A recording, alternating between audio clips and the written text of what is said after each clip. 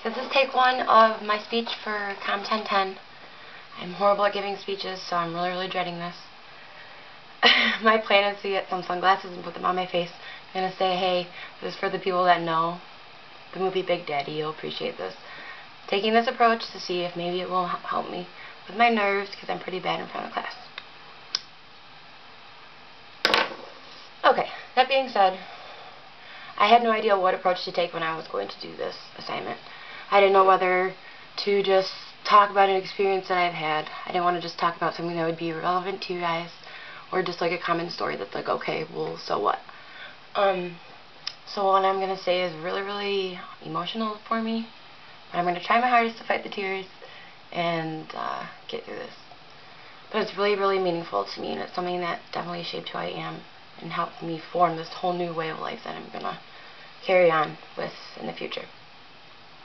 Okay, so a couple years ago, I'm not the person that you'd see standing here right now. I was really in a dark place at school when I was away at Grand Valley.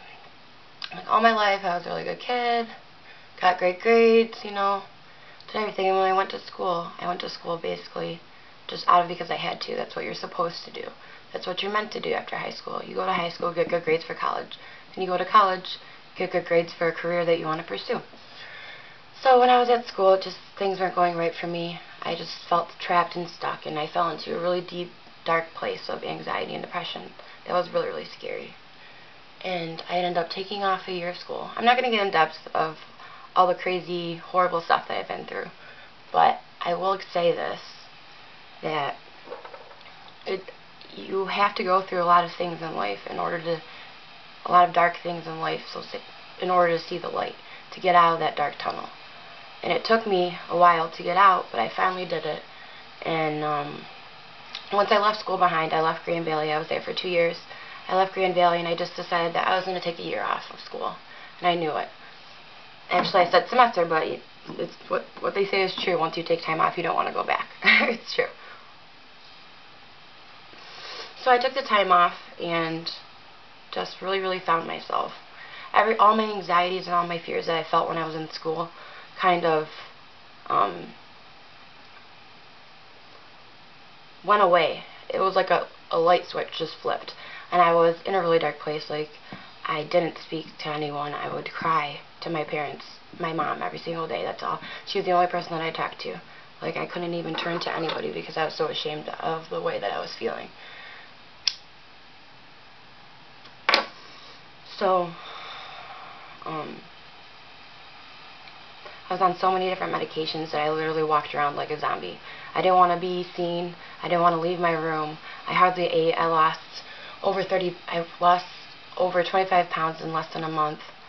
It wasn't from taking drugs. It was, I think.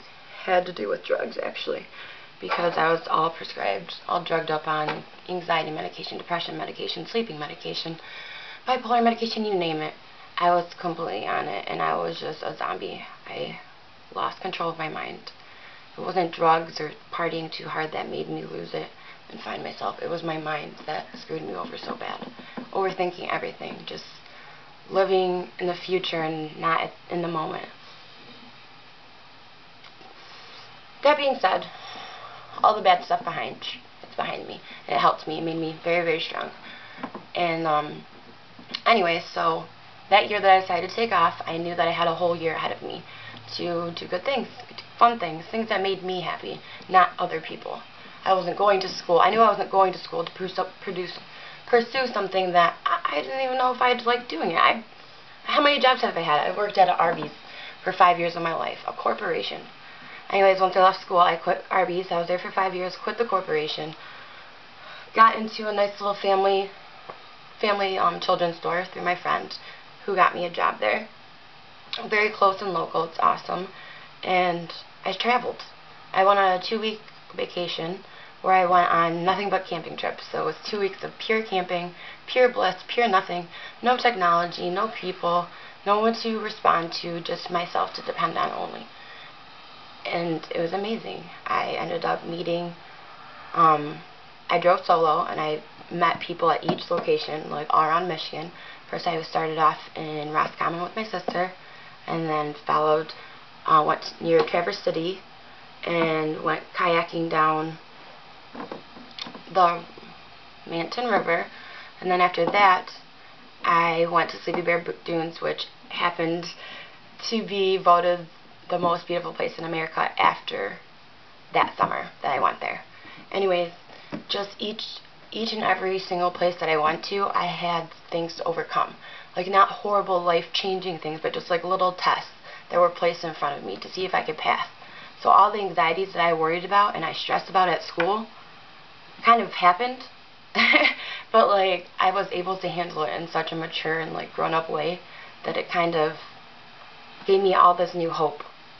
All this new hope. I stopped with my medications. I believe that my mind's so powerful that it made me so messed up that, you know, maybe if I could start thinking in a certain way, that all that can just go away. And it's true to a certain extent. I'm not saying that everything you can cure through your mind.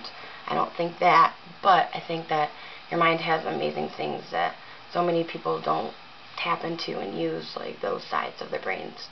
So anyways, going through this entire experience, it made me realize that, you know, I'm not meant to be that person that doesn't leave my room, like that doesn't go out and reach out to people. Like, I crave those relationships, even with strangers. I find myself just absorbing everyone and just loving to hear their stories. And that's why I just wanted to share mine with you. And hopefully you take something from this and just know that, say you are in a place that you feel like hopeless and you can't get out of, like, there are people you can turn to. I'm not saying you have to go spend $75 for therapy sessions, because clearly that didn't really help me either. But there are resources and there's things that you can do yourself to take that step. And I just hope that everyone has a happy, happy life, and when they don't and things get them down, that they still keep fighting and keep going on. Thanks, guys.